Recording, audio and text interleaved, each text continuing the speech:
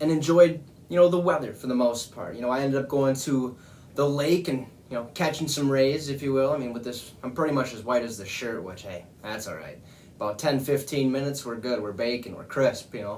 But, that was after it decided to rain for about, on and off for like a good hour. And it was like sprinkles. It literally, the storm formed right over top of us. Like there was nothing, and then all of a sudden, bam, it was there. But we still were able to get on the lake for about, I'd say about 2 hours, something like that. But it was a good time, okay? But for that, hey, it's time to get to some football. So, are you ready to get your fix? Well, let's start with a team that, when healthy, could have a pretty solid offense. Healthy, I should say. The New York Giants. Okay, I say it could because they do have some holes and they have been riddled with injuries, aka Saquon Barkley the last couple of years. But that offensive line, okay, is all right, but nothing special. Okay, Daniel Jones was sacked 45 times. Okay, that was only 2 less times than that of Russell Wilson. Russell Wilson, if you remember, was sacked 47 times, which was the 3rd most in the NFL. Now, I didn't check to see if Daniel Jones was the 4th most. I'm assuming, unless somebody was sacked 46 times, but I'm assuming he was sacked the 4th most times in the NFL. Now, however, we saw just how awful that NFC East was last year, okay? The Giants actually almost won the damn division, okay, with a record of 6-10. They actually finished 2nd in their division. I think they were tied with the Philadelphia Eagles or the Cowboys, one of the two. I can't really remember. But they were 4-2 in their division with a 6-10 record. Okay, that means 4 of those 6 were obviously in the division. Really couldn't win against anybody else. Now, a big part of the lack of success for the Giants season was really due to that Saquon Barkley injury, like I just mentioned. All right, he tore his ACL right away in Week 2 to a loss to the Bears. And really, this left the Giants with little to no running game at all, okay? They even brought Devonta Freeman in, okay, which, right away when I seen that he was signing with the Giants after his, I'd say pretty good career with the Atlanta Falcons, I was like, you know what, hell, I'll go out in fantasy football and I'll sign him because he might get some decent reps. Well, that really backfired tremendously. Ended up getting rid of him after having him for 2 weeks, hoping he would do something, but he didn't do shit. All right, it was awful. But the Giants tried to figure something out. They really couldn't do much more than just go out there and perform to the best of their ability. Okay, Evan Ingram's been riddled with injuries. They've had offensive line problems. Their defense just can't get on the same page. But with all that being said, okay, Saquon is now on track, to start the season. Okay, and that's a huge deal, obviously.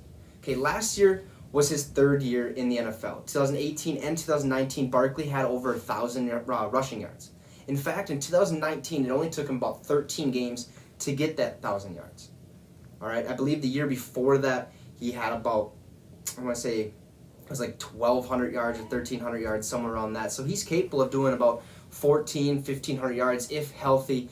And, with that experience, obviously, if he continues to stay healthy, I hope he does because he is a freak behind Daniel Jones in that backfield.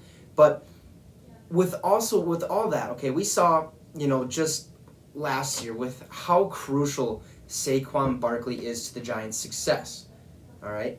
And without him, they really kind of get confused, okay, on what the hell to do. They really don't know. They're like, okay, we can run, but we're probably only going to get 2 to 3 yards here, or we can pass, but we don't really have a standout weapon, especially when you lose Evan Ingram, the number 1 tight end, the number 1 receiving threat on that Giants team. All right? Now, they have an all right wide receiver group, okay, and they added a pretty good, pretty big piece this offseason, if you will. Okay, we know about Sterling Shepard and Darius Slayton, and they've been the main guys for about the past 2 seasons. Okay, Darius Slayton actually picked it up tremendously last year, where I thought, Sterling Shepard was actually going to be that number 1 guy and get a lot of touches, which he really, he got a good amount of touches, okay, but not what you'd expect from the number 1 wide receiver, and really his production went down, okay. And I believe he was there the first year that Odell was, or his first year there in the Giants was when Odell's last year was there. And we kind of seen him, look like he's NFL ready, ready to make that next step. And so, Odell ends up leaving to go to the Cleveland Browns, and really the rest is history at this point. Now, however, those two receivers, Slayton and Shepard, neither are able to get a lot of receiving yards or touchdowns, okay, besides the first couple years that they were in the league, okay? The Giants needed something more, okay? In 2019, he went off, okay? He had 1,000+ receiving yards in each year, and he had a combined 16 touchdowns in 2018 and 2019, okay? Galladay is going to be a problem for opposing defenses this season. He's hungry. He's looking to come back off that hip injury to really, make some noise. Now, granted, he's not going to that great of a team. He's really going to the same style of team from when he was with the Detroit Lions because, yeah, they can be all right, but you're not going to see greatness out of these teams. At least recently, you're not going to, or have not seen greatness. But, geez, my legs itch a little bad. But, hey, he's going to be just fine. Kenny Galladay, all right, he was that number 2 receiver behind Marvin Jones last year with the Detroit Lions, and I believe the year before. But being such a big piece, really, that's probably the main reason he got paid as much as he did. I mean, 1,000+ receiving yards in 2 seasons. I mean, the only guy to have 1,000+ receiving yards in every single year of his career is Mike Evans. Okay, and he's done it eight years in a row, or 9 years now in a row. So, I mean, it's pretty tough to get that. A lot of receivers now only get about, I'd say, from 700 to 900 receiving yards because the running game, is still there. It's not a huge piece anymore, but it is still a prominent piece, and that's why, you see a lot of receivers not get into that 1,000 range, and when they do get into that 1,000 yards receiving range, they're usually the top receiver in the NFL, okay? I'm pretty sure Stephon Diggs was the top guy with just over 14 or just over 1,500 yards, something like that. So with the Giants getting this piece, it might help a little bit, but it's not going to help tremendously. But just know that Galladay is going to make some noise. Okay, the Giants also ended up getting Kyle Rudolph. They pulled him away from the Minnesota Vikings this offseason, but Evan Ingram is still going to be that number one guy at tight end. All right. Now, the Giants could go out there, and the reason probably why they signed Kyle Rudolph is that they could use a 2 tight end formation, okay, to establish that run game a little bit more, protect Saquon Barkley a little bit more, I guess, because I believe that Rudolph is a better blocker.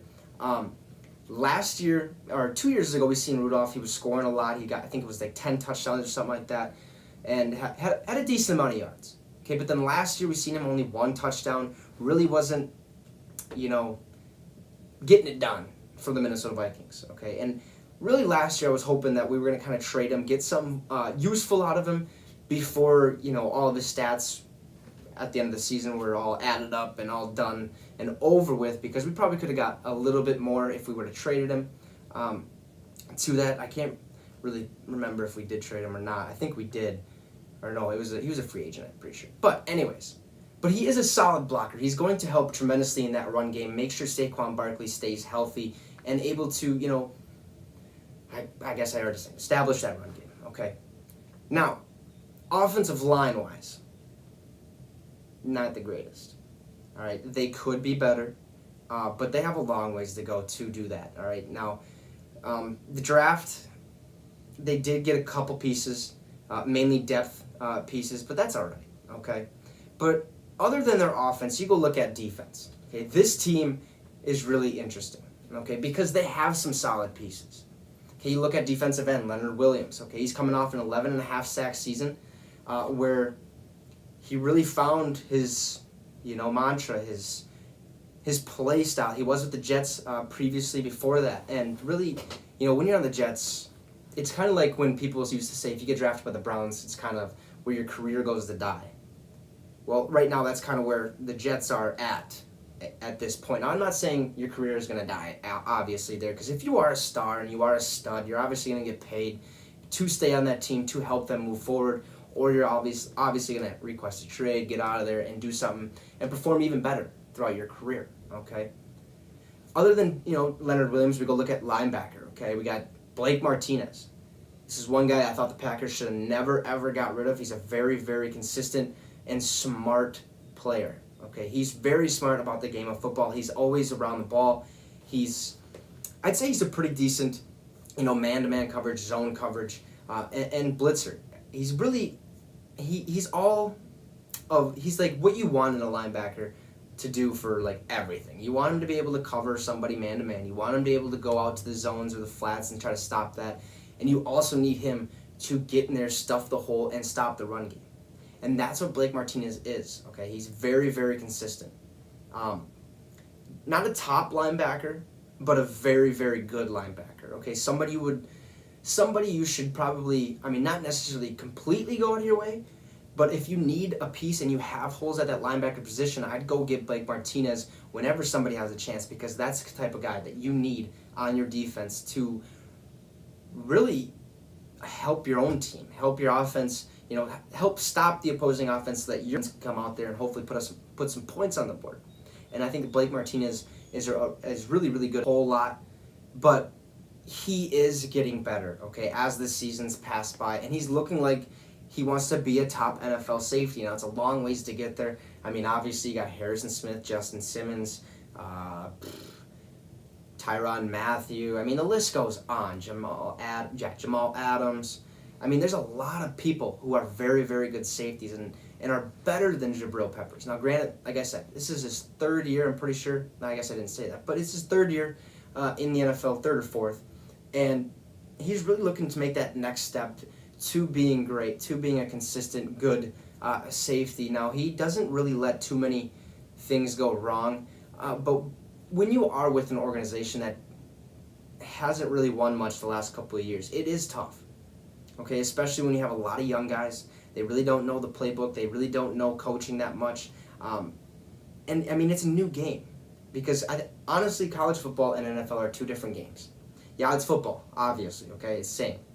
But it's two different types of football, kind of, all right? Because college football, you need a lot of, it's a lot of explosive plays. You only need 1 foot in the end, or 1 foot in inbounds to make it a catch. You can hit a little bit more, I'm assuming, from what I've seen anyways. And there's a lot of players that you could tell are not NFL ready, and then there's those guys that are obviously NFL ready. So it's a completely different game. But when you get to the NFL, it's a lot more technical, it's a lot more safe, and all those things kind of play into how well players are able to perform as our transition into the NFL. And I think Jabril Peppers has done a pretty decent job at doing so.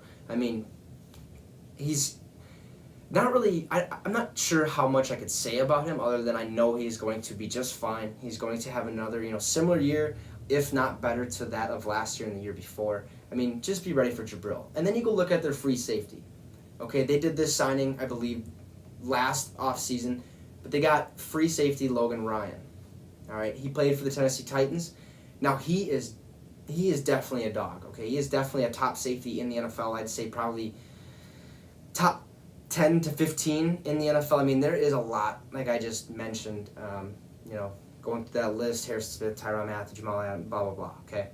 There's a lot of good people. But Logan Ryan puts himself up in that category because he is a ball hawk. He does fly to the ball. He makes a lot of plays, tackles all the time, and he's very, very smart about the game. He is a veteran, okay? He's going to be a top guy, especially, when you're a defensive back, it's really tough to hang around with, those top-tier receivers like a Tyreek Hill, a DK Metcalf. And if you can do it consistently for so many years and so long, I guess, you're going to eventually, perfect your craft. And if you don't perfect your craft, you're getting close to doing so.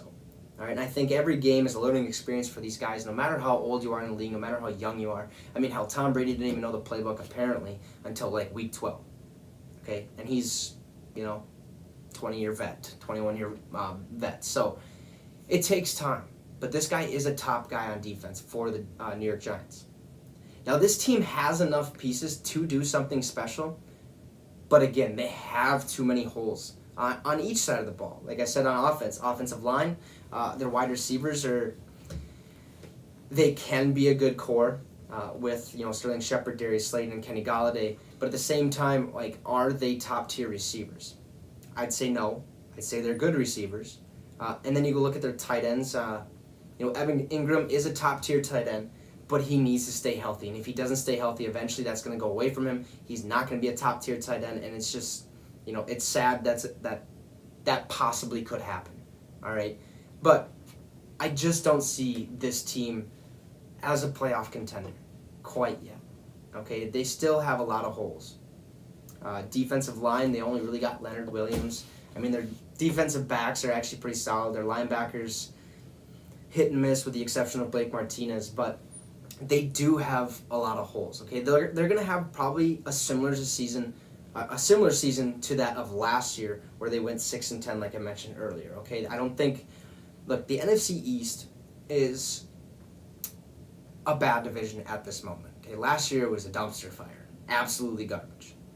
All right, but that could change. I think Washington's on the rise. They still have somewhat of a quarterback issue. I don't think Ryan Fitzpatrick's going to be the guy to lead them to the promised land as much as their defense could do so.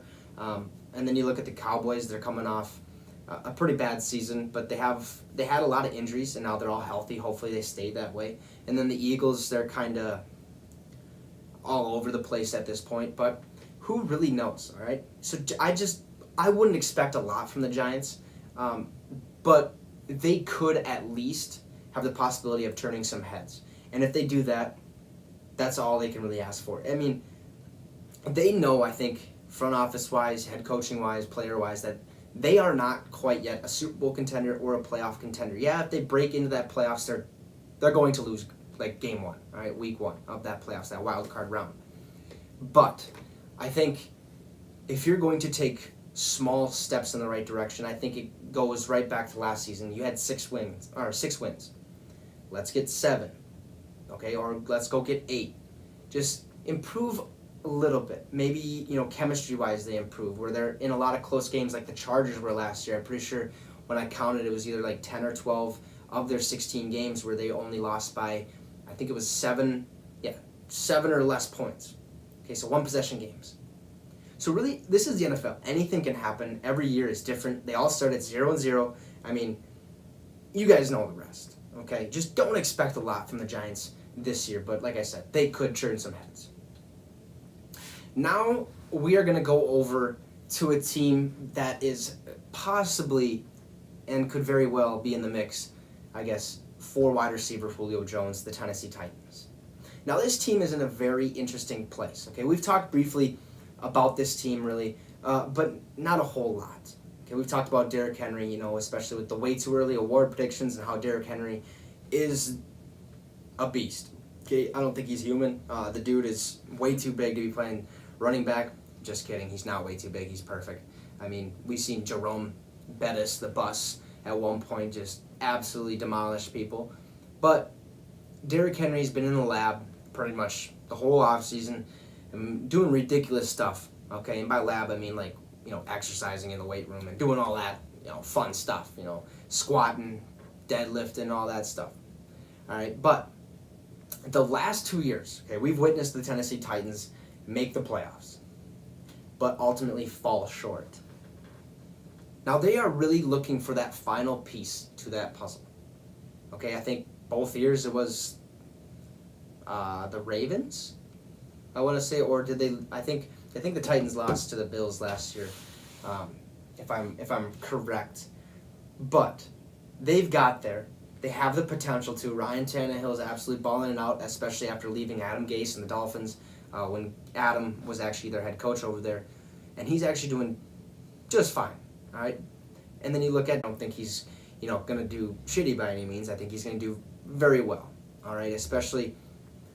If they don't get Julio Jones, he's going to be that main guy. Okay, they really don't have too many solid pieces on that offense besides Derrick Henry and like Ryan Tannehill, and I think they lost Jonnu Smith to the Patriots, so they're really short-staffed, if you will.